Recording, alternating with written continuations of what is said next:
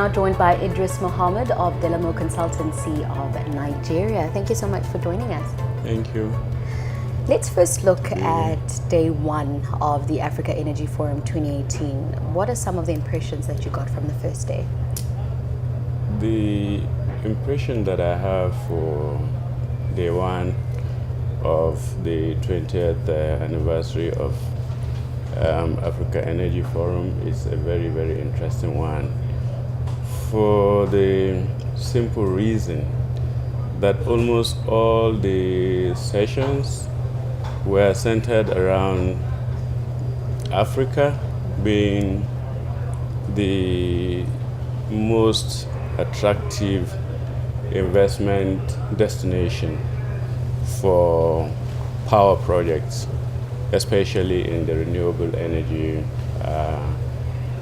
space. It offers a lot of promise for the future, and the whole world is actually looking at Africa for the number one investment destination, and that is quite interesting.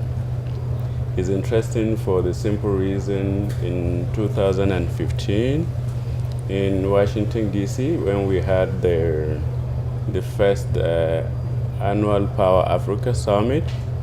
Incidentally, I did predict that Africa is certainly the most interesting investment destination for power projects in the world, because that is the reality. I'm glad that the first day, and you chaired one of the sessions, it was quite assuring that what I predicted or what I said in 2015 is turning to reality, or it has turned to reality. Take us through some of the work that Dell'Amore Consultancy does in Nigeria. Interestingly, what we do in consultancy, Dell'Amore, is to actually match the investor and projects. We've been working with the government, especially in the area of renewable energy, to encourage investors that, hey, when you look at the population of Nigeria, about 200 million, and out of 200 million, just about 65 million have access to electricity. It means that about 135 million are out there waiting to just have access to light. And what is a bit more interesting for investors is that, okay, a lot of them prefer the on-grid investment for power generation. And then they are caught up with, signatures on the PPAs. But the greatest and the most interesting opportunity is the off-grid power. The off-grid you can generate, and then the tariff, the government doesn't care. The government doesn't care at what cost you are selling your power. But then the government would always say that, okay, we can't go beyond a tariff of, let's say, 11 cents, which was the last one, 11.5 cents that was signed in Nigeria. But when you go off-grid, you can sell it for, as much as you want, depending on your negotiation power. So, and a lot of people, because of, the politics and the dynamics of connecting power from the grid, has left the population without power. But with off-grid, you can't go wrong. You just go and buy the pack, and you go home, install your panel, and off you go. You bring excitement to homes. You did mention that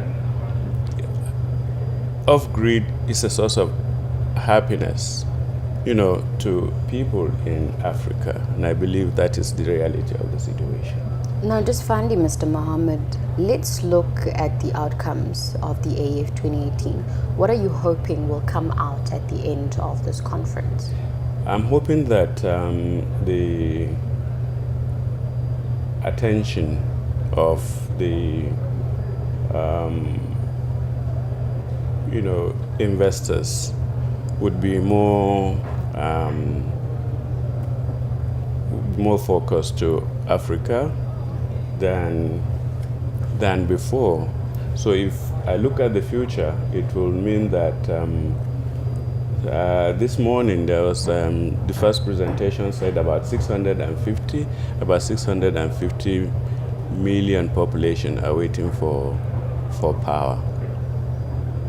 So it means that a lot is yet to come. And then the business opportunity for the investors are just there and waiting for them to join the bandwagon and make as much money as they can. They can't go wrong in Africa. They can't go wrong where the opportunities are quite reasonable, and then the cost of recovery of their investment are assured. It's obvious that you can't go wrong with power projects in Africa. It doesn't fail. There's no opportunity. There's no government that will allow a power project to fail. It has never happened. So that's the most interesting thing about the next few years. Thank you very much for an insightful conversation. Thank you, Tabile.